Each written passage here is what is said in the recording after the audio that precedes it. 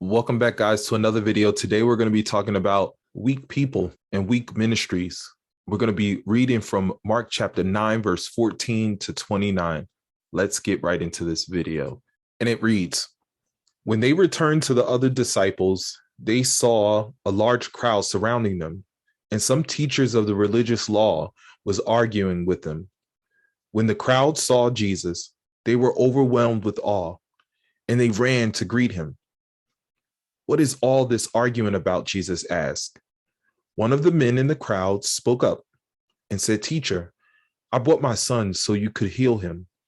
He is possessed by an evil spirit that won't let him talk. And whenever this spirit seized him, it throws him violently to the ground. Then he foams at the mouth and grinds his teeth and become rigid. So I asked your disciples to cast out the evil spirit, but they couldn't do it. Jesus said to them, you faithless people. Jesus said to them, how long must I be with you? How long must I put up with you? Bring the boy to me. So they brought the boy. But when the evil spirit saw Jesus, it threw the child into a violent convulsion. He fell to the ground, writhing and foaming at the mouth. How long has this been happening? Jesus asked the boy's father. He replied, since he was a little boy. The spirit often throws him into the fire or into water, trying to kill him. Have mercy on us and help us if you can. What do you mean, if I can? Jesus asked. Anything is possible if a person believes. The father instantly cried out, I do believe, but help me overcome my unbelief. When Jesus saw the crowd of the onlookers was growing, he rebuked the evil spirit. Listen, you spirit that makes this boy unable to hear and speak, he said, I command you to come out of the child and never enter him again. Then the spirit screamed and threw the boy into a violent convulsion and left him. The boy appeared to be dead. A murmur ran through the crowd as people said, he's dead. But Jesus took him by the hand and helped him to his feet. He stood up. Afterwards, when Jesus was alone in the house with his disciples, they asked him, why couldn't we cast out that evil spirit? Jesus replied, this kind can be cast out only by fasting and praying. The Life Application Study Bible NLT study notes indicates, as the three disciples came down from the mountain with Jesus, they passed from a reassuring experience of God's presence to a frightening experience of evil. The beauty they had just seen must have made the ugliness seem even uglier.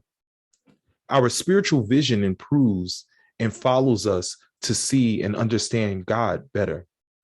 We will also be able to see and understand evil better. We would be overcome by its horror if we do not have Jesus with us to take us through it safely. Do not be afraid to confront evil and suffering. No matter how ugly or horrible, Jesus goes with us. Why couldn't the disciples cast out the evil spirit? We read that they cast out demons while on their mission to the villages. Perhaps they had special authority only for that trip, or perhaps their faith was faltering. Mark tells this story to show that the battle with Satan is difficult, ongoing struggle. Victory overcomes sin and temptation comes through faith in Jesus Christ, not through our own efforts. Jesus' words do not mean that we can automatically obtain anything we want if we just think positively. Jesus meant that anything is possible if we believe, because nothing is too difficult for God. We cannot have everything we pray for as if by magic. But with faith, we can have everything we need to serve him. The attitude of trust and confidence that the Bible calls belief or faith is not something we can obtain without help.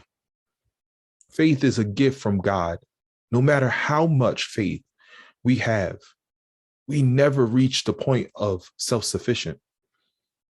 Faith is not stored away like money in a bank. Growing in faith is a constant process of daily renewing our trust in Jesus. The disciples would often face difficult situations that could be resolved only through prayer. Prayer is the key that unlocks faith in our lives.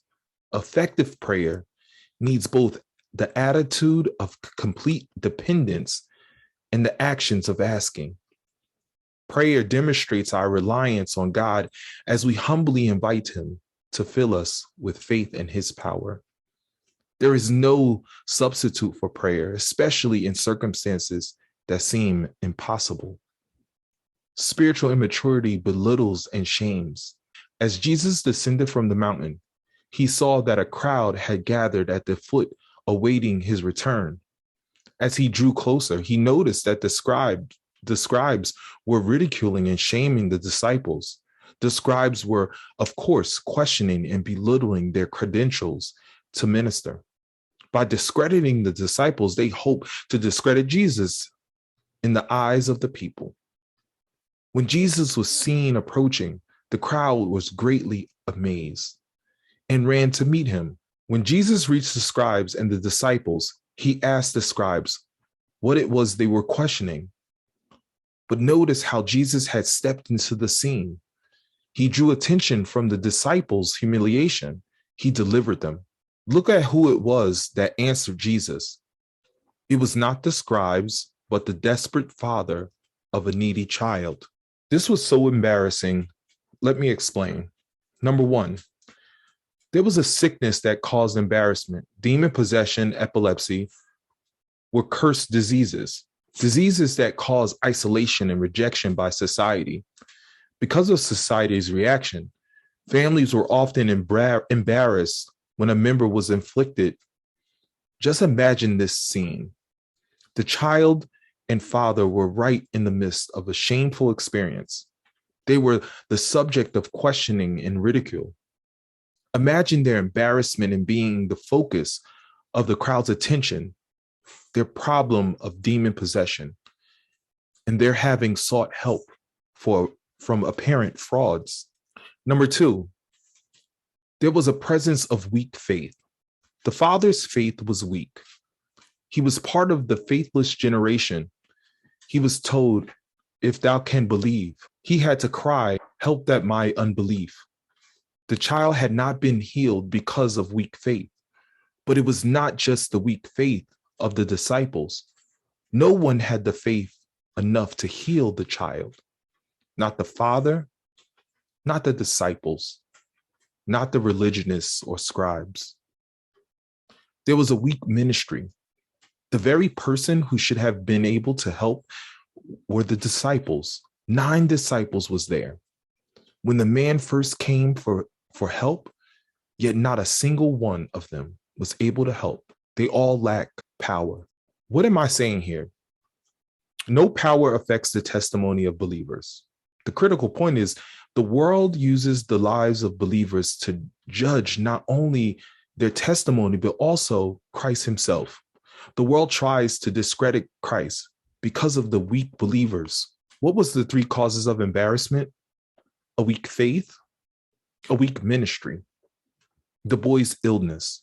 Some illnesses, whether due to natural causes, brought on by immorality, drunkenness, or some other sinful behavior that destroys or brings injury to the body, will always cause embarrassment. There is no excuse for believers living in a sinful life, a life so sinful that his faith becomes weak, his ministry becomes powerless, or his body contracts a disease. You ever find yourself in a state of embarrassment, you can always depend on Jesus. If you enjoyed this video, like, comment, and subscribe, and hit that notification bell so you can be notified of future videos. My prayer for you, may the Lord's blessing be over you and your family. In Jesus' name we pray. Amen.